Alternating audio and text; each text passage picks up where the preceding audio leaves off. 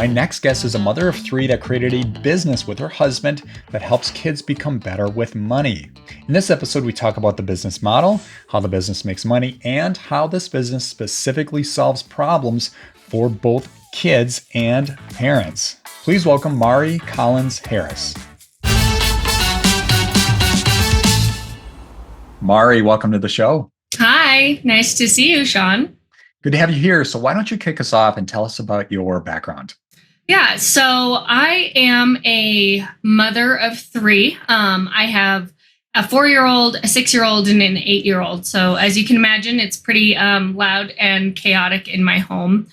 And then my husband and I started a business together, which is an app that helps families teach financial responsibility in a hands-on way to their kids. And that business is called Ketshop, and we've been working on it pretty much since COVID started. All right. Thanks for the quick intro there. Let's rewind the clocks back a little bit. What were you doing before Ketshop? So in a previous life, I worked in educational design. I worked for a startup that built educational cartoons that explain how complicated financial systems like insurance work. So I did copywriting and illustration and animation for that. Gotcha. That's pretty cool. So it's a cool idea to be able to take something that's super complicated and opaque, and as you may be familiar with, be able to break that down into bite-sized pieces so it's easier for your everyday person to understand. Right on. Simplify. The world needs more of that. We're trying. For sure. We're trying to do our best here at Ticker. Yeah, for sure. So this is a great segue right into Ketshop, which is doing exactly that for kids. Now, let's unpack the business a little bit here. We'll dive into the business model at a high level, and then let's dive into what some of the things it's teaching kids, and I'm assuming parents as well. So, this is an app? Is it a free app? Is it a paid app? Yeah, it's totally free. We have a web app, so you can use it on your computer, or you can download it wherever you get your apps to your phone and use it on your device or share it on your kids' devices as well. Got it. Okay. So it's a free platform. Do you have any way to monetize it right now? Right now, we have a little bit of sales commission. So if you complete a sale, we get a small portion of that. We do have some products that we sell ourselves, but those are fairly limited. Kind of our first round when we were starting, I wanted to have total control of our inventory. And I thought I knew what everyone in the world would want to buy. So since then, we've scaled up because it turns out that not everyone has my taste. So it's important to be able to move with what your audience needs. Got it. Okay. So what are you selling specifically? Well, so it's really anything. At this point, our business is built around teaching kids how to do their own shopping, whether that be like shopping for an experience, shopping for back to school stuff, or if your kid's into a certain toy, they can buy that for themselves. But it's all about empowering kids to learn the basics of like smart shopping, how to find the value, how to find good deals, and how to make those decisions so that they don't mess up big time when they're 18 and out in the real world. Yeah, right. Got it. So that's kind of the educational bit, but as far as the monetization is, like, are you selling some kind of physical product and taking affiliate commission, or how are you making money there? Yeah, it's mostly affiliate commissions at this point. So if you click on something and buy it from one of the from Amazon or from Target or wherever you buy it from, we get a little kickback. You got it. Okay, so that's kind of. But it's totally free to our users, and that little kickback is not added to your price. Right, of course. And then, is this a business you guys kind of bootstrapped on your own, or did you get some venture capital or angel? Nope. It's just us. It's our family business, and we've been mostly, I'm a designer and my husband is a developer. So between the two of us, we could do most of it. And yeah, we've had some contractors that we had helping us, but sure, it's very much a passion project and mom and pop shop. Gotcha. Okay. All right. Well, let's dive into how this business works a little bit. So, I'm used to, and I really admire platforms like Duolingo. I think it's awesome how they teach people, how to learn a language in these short, bite-sized little modules. Is your app is the experience very similar to that? No. I would say we're closer to an Amazon experience, but with guardrails in place because we are used by younger children. So Okay. the way early childhood finance is set up most of the time is either you have coins in a piggy bank and your child is physically counting money, or they're given a credit card or a debit card that's prepaid, and then they're kind of off on their own. And there's a pretty big gap between, 10 cents in your hand and $1,000 on a credit card. So we are that bridge that takes children from like being just getting introduced to money to learning how to use it responsibly. So we are basically like a marketplace where kids can sign on to Catch Shop, browse for products, all of which have been filtered. So you won't find guns, you won't find drugs, you won't find sex. So it's been filtered for a child audience. And then kids can start saving up towards the things that they're interested in. They can't spend more money than they have.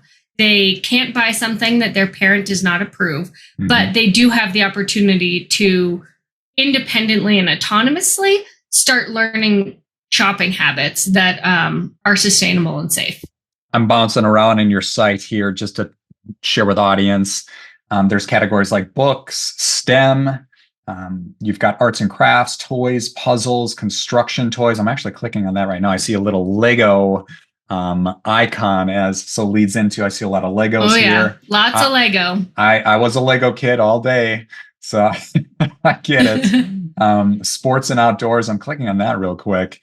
I see walkie-talkies, tents. Okay. I know before the show, you said you're based in California, so a lot of beautiful ways to go camping out there.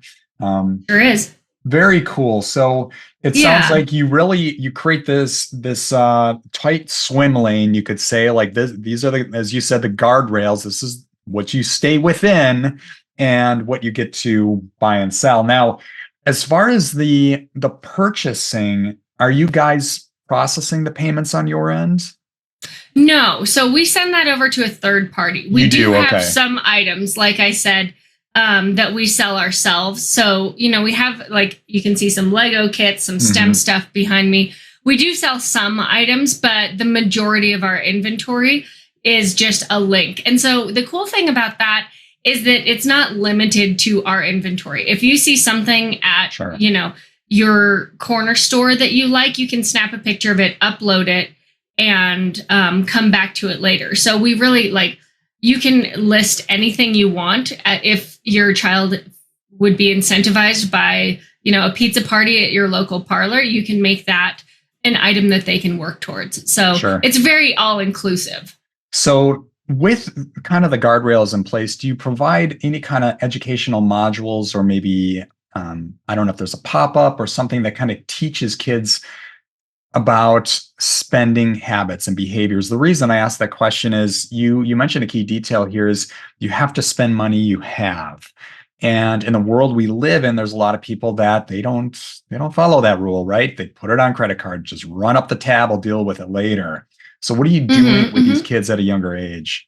Yeah, I'm so glad you asked that. So we do down the line plan to have more educational modules where it's more like a classroom setting where you can learn specific elements of spending. But in this case, we are mainly trying to open the dialogue between parent and child about what these purchases mean to them. So one of the things we do is, like, if a child can't afford something, there is no buy now or add to cart thing the way you would see at a traditional retailer.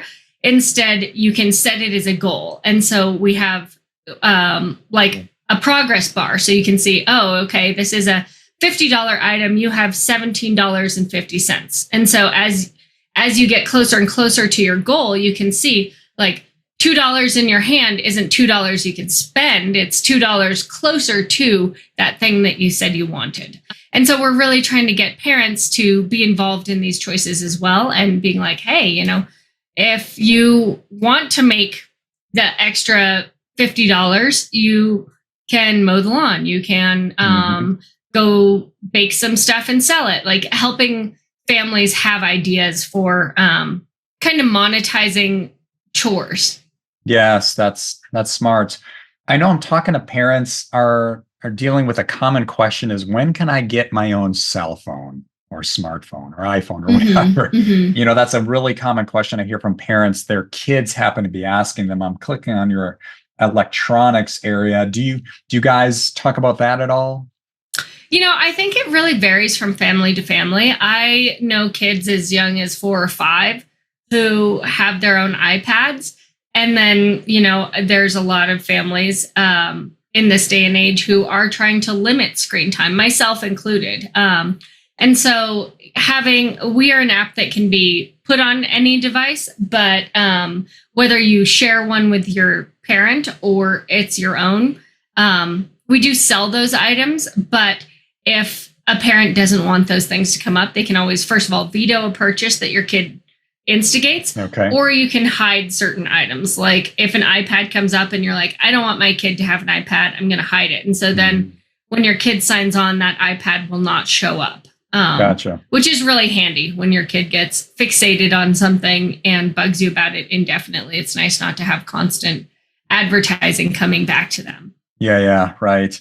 And I know some parents, they kind of create incentives where you just mentioned they can do chores or they can find a way to earn money to go towards that thing. That way there's more ownership. It's not just, hey, I lost my phone. Can you just buy me another iPhone? And the parent buys it. Like, you're not doing any favors for your kid at that moment. It's like, oh, this is an expensive device. Here's what you need to do to earn this. So of course, when they do finally get it, it's taken better care of. For sure. That's been a huge change in our family, which I love seeing. It's as a parent, obviously, you have to provide certain things for your kids, back to school supplies, warm coats, water bottles, that kind of stuff. But I have noticed that when my kids buy things for themselves, they take better care of it because they know, oh, this costs $23 of my money. And so I don't say that everyone should do this, but in our family, if you lose something, you are responsible for replacing it, regardless of who bought it in the first place. Wow. So we do have a much lower loss rate than we did before we started Catch Up. Isn't that interesting? I know, isn't it? That's good. Aside from the e-commerce play where, you can allow kids to shop for things that you have pre-approved, and then of course parents can approve, what else does your platform do? And what else are you doing to help out kids and families? Yeah, I'm so glad you asked that. So one of the things that we added is the ability to make donations.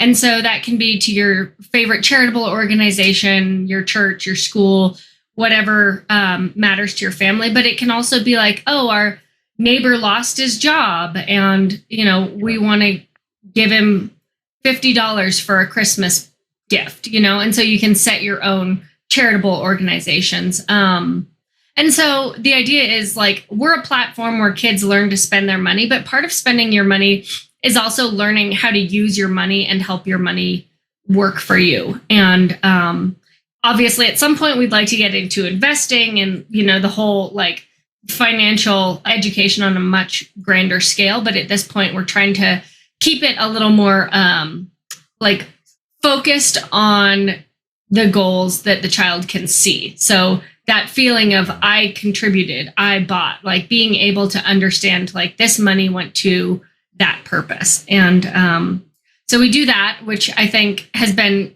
really cool to see where kids are spending their money. There's a lot of our customers that give to their churches on a regular basis or fundraisers, school fundraisers, stuff like that, but also like a lot of environmental funds and like hunger easement stuff. That's so great. it's been really cool seeing that starting to kick off. That's cool. That's really cool. Let's take a quick commercial break. So I have to show you guys my favorite feature in Ticker. If you don't know what Ticker is, it's a platform that helps you manage your own investments with confidence. So check this out. On the left navigation here, you can see some of the key menu items such as stocks, ETFs, crypto, even a portfolio tracker. But my favorite feature is the watch list. And when you add stocks to your watch list, like you see here, you can see I have Adobe, Apple, AMD, PayPal, Microsoft, Palantir. If anything changes regarding your summary, score, or margin of safety, you get notified. So an example is, let's say you've got a really strong stock that's on sale, and then all of a sudden it changes to overpriced. Well, guess what? You get an email letting you know something is going wrong in the business. That way you can sell before things go south. Of course, don't take my word for it when I talk about Ticker. Go to Trustpilot, see what our customers have to say, where we have a 4.9 out of 5. And if you're interested, you can join Ticker for free. And then how are you, this is more of a business question, how are you sharing this or getting it out to people, and outside maybe your immediate circle of friends and family? Yeah, well, we are hoping that our users will talk about it, because I think we're providing such a cool service that doesn't exist anywhere else. There's nothing else that gives kids the ability to shop independently without a parent looking over their shoulder all the time. Mm-hmm. But we're very grassroots. So we're reaching out through a lot of like social networks, both online and in person. We have made some partnerships with toy stores to try and get like them to help move things forward. And because we have a foot in the fundraising as well, we are reaching out to, schools, churches, PTAs, that kind of thing, to try and get them to spread the word as well. And if we can get into those networks, then we give a percentage back to those groups as well. That's great. That's the exact play I would do. It's what I would call the channel partner play. Is how do you build relationships with some larger organizations that have been around a while, and hopefully they can share this platform with a much larger audience. That's the goal. Yeah. Awesome. All right. Thank you. Before we transition to the rapid fire round, is there one key takeaway you can give our audience? I would say my key takeaway is that it's better to fail early and feel that pain of making the wrong choice or not saving up while kids are young. And so giving children this opportunity, not to watch you make mistakes, but to feel those mistakes themselves and say like, oh, I bought the cheapest toy out there and it broke. Dang it. Or, oh, I spent all my money and I can't get the thing I really want. Dang it. Giving them this opportunity at 7, 8, 9 years old is such a gift, so that when they are full-grown adults, they won't buy, the shiny brand new car that they can't afford monthly payments on. Right. So I think build that base early and let them experience the whole range of like the joys and sorrows of money management. Right. Yeah, that's a great call. Start early so they don't get in the bad habit of buying that car they don't need that depreciates 15 to 20% the moment you drive it off the lot. For sure. It's a hard lesson. Right. All right. Let's transition to the rapid fire round. This is the part of the episode where we get to find out who Mari really is. If you can, try to answer each question in about 15 seconds or less. You ready? Sure. All right. What is your favorite podcast? Ooh, besides Payback Time, I really like the $100 MBA. It's run by Omar Zenholm, and he does these like very short format podcasts, but he focuses on one thing that entrepreneurs can use. And it's such good advice in such a like short, easy to digest little snippet. I've definitely instituted a lot of his feedback. I love his podcast. Bite size, get to the point. Here's a quick tip and move on with your day. It's a great format. Cool. For sure. Right. Next question here. What is a recent book you read and would recommend? I recently read Tomorrow and Tomorrow and Tomorrow, which I think everyone in the world is reading right now, but it's kind of a love and friendship story of two entrepreneurs who start a video game company together. And it's a lot about their relationship, a lot about the development of a successful business, but it also is, it has this metaphor of like the restart of a new life. Every 10 years, you're kind of a new person. Every time your video game character dies, you're starting over. And so this like ability to start over and become a different person is really interesting. And I love that. Awesome. All right. The movie question. What is your favorite movie? For a very long time, it was Jurassic Park, because what's better than that? I mean, classic. Right. Most recently, though, I really love this movie called Palm Springs. It's a comedy. It's kind of like a Groundhog Day story where, you're stuck in a time loop. Maybe that's kind of a theme in my preferences, but you're stuck in a time loop. But it's not just one man, it's a man and a woman, and they're stuck at a wedding. And so it's kind of fun because it's like, no matter what happens, it starts over. But being able to interact with all the different people and have someone who's kind of like a co-conspirator really changes the dynamic. It was funny and really a cool movie to watch. I'm on IMDb right now. I actually have that on my watch list. I've got to get to that. That's you Andy should. Samberg. It's a good one. Yeah. It's a good one to watch with friends too, because it's like a feel good but hilarious movie. That's awesome. I love Sandberg. He's hilarious. Good recommendation. Thank you. All right. Next up, a few more serious questions. What is the worst advice you ever received? I think the worst advice I've ever received kind of came from society. It wasn't just like one person, but this idea of like putting your best face forward, and you need to always be well prepared and like look good and be everything to everyone. And I think that when you present that way, like you might be able to fool a few people, but it really kind of like deadens anything that's special about you. And so being able to show those vulnerable moments, like when you're out in public, I think showing like, I'm upset today, or I like failed at this thing. When you open up about those hardships, that's when you actually create true human connection. So I think it's really important to show that vulnerability, especially with kids. Yes, I love that. And I think we all know somebody, and I've known a few, that they're always on, always corporate on. Like, don't want to say anything that offends anybody. Don't take your guard down. It drives me nuts. Yeah, very vanilla. All right, flip that equation. What's the best advice you ever received? I think so. I have a parenting guru that I have followed, listened to, volunteered for since I became a mother. And I remember hearing her, she had a talk that was essentially like, when your child is talking to you, like put down what you're doing and focus on them. Like not every single time, because it doesn't always matter. Sometimes you're busy, but if you just like get in and really see them for that 5 minutes a day or whatever, you are really connecting with them differently. And I think on my journey, I'm trying to be a better listener and be better at like really hearing what people are feeling and saying, rather than just kind of like, yeah, I know what you're going to say. Like, okay, let's move on. Because I think in a busy life, it's very easy to think you know what people are telling you and not actually listen to them. So being able to stop and